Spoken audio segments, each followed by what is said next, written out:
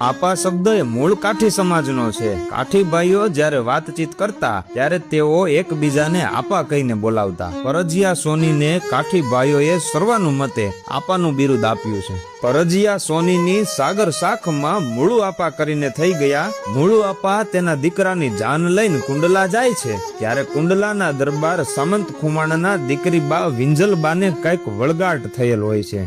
દીકરી બાને વળગાટને કારણે કપડાનું કે કાંઈ ભાન રહેતું નહીં, તેથી તેને એક ઓરડામાં સાંકળથી બાંધીને રાખતા. મુળુ આપા મોમાઈમાના ભુવા અને પરમ ભક્ત હતા. સામંત ખુમાણના આમંત્રણને માન આપી મુળુ આપા ત્યાં જાય છે ત્યારે દીકરી બા વ્યવસ્થિત કપડા પહેરીને બહાર આવી મુળુ આપાને પગે લાગે છે.